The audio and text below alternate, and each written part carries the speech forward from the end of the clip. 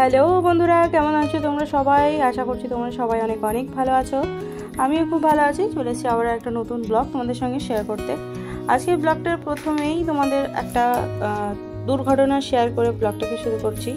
সকাল সকাল ঋত্বিক বাবু ভালোই ছিল, তো রীতিমতো যেমন খেলাধুলা করে তেমন খেলাধুলা করছিল। খেলাধুলা করতে করতে হঠাৎ করে পড়ে গিয়েছে, পায়ে পায়ে জড়িয়ে পড়ে গিয়েছে। পড়ে যাওয়ার পর একদম ঠোঁট কেটে ভর্তি রক্ত, তারপর ভীষণ কান্না। তো ওকে চুপ করাচ্ছিলাম, দেখতেই পাচ্ছ ওর ওপরের ঠোঁটটা একদম ফুলে গিয়েছে।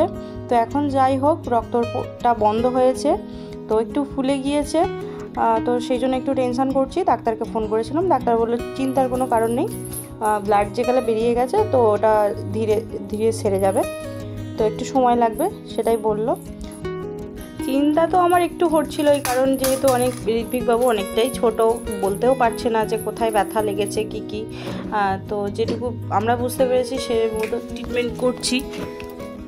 ঋত্বিকবাবু এখন একটু কান্নাটা থামিয়েছে। ওর পাপা ওকে একটু ঘুরতে নিয়ে গিয়েছিল যাতে ওর কান্নাটা থেমে যায়। তো আজকে ছিল রবিবার, তো রবিবার দিনেই এই ঘটনাটা ঘটেছে। তো এখন ঋত্বিকবাবুকে নিয়ে আমি একটু খেলা করছি। আজকে যেহেতু একটু চোট পেয়েছে আর একটু কান্নাকাটিও করেছে, তো সেই জন্য আমাকে একদমই একা ছাড়ছিল না, মানে সবসময় ঋত্বিকবাবু আমাকে চাইছিল। তো যাই হোক, আজকে ছিল রবিবার আর দুপুরের মেনুতে ছিল একটা সবজি আর চিকেন। তো আজকে সবাই মিলে খাওয়া দাওয়া করে নিলাম। তারপরে এখানে ঋত্বিকবাবু একটু খেলা করছিল ওর দিদার সঙ্গে এই গাড়িটা নিয়ে।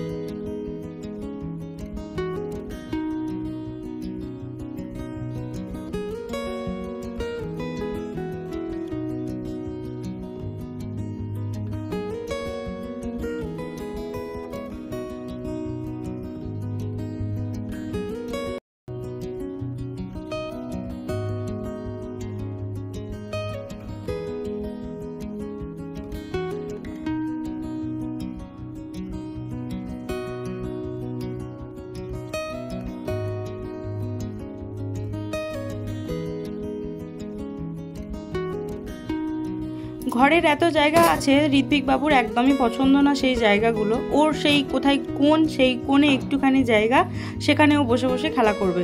তো দেখতেই পাচ্ছ ও এইখানে গিয়ে এইভাবে জিনিসটাকে সরিয়ে ওখানটায় বসে ও এখন খেলা করবে।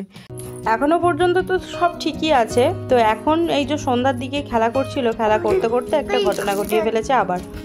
এইখানে এই থার্মোফ্লাস্কটা নিচে রাখা থাকে, তো সেটাকে আমরা অনেক সাবধানে রাখি। ওর জন্য একদম লুকিয়ে অনেক ভিতরের দিকে রাখা থাকে।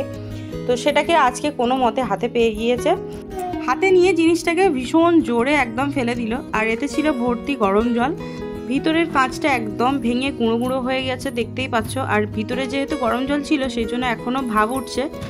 জিনিসটা দেখে আমার ভীষণই খারাপ লাগছিল, কারণ এটা ছিল ঋত্বিকবাবু ডেলিভারি হওয়ার পর প্রথম থার্মোফ্লাস্ক, মানে এটাতেই গরম জল করে রাখা হতো।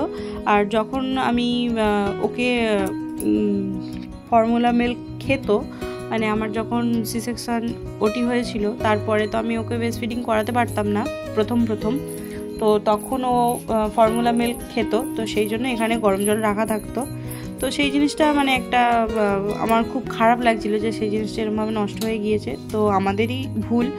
তো যাই হোক, এখন রাত হয়ে গিয়েছে আর ঋত্বিকবাবু আজকে সারা দিনটা ঘুমায়নি। তো এখন ওকে ঘুম পাড়ানোর চেষ্টা করব। আজকে কিছুই খাওয়া দাওয়া করেনি, নামমাত্র আজকে খাওয়া দাওয়া করেছে, একদম অল্প খেয়েছে।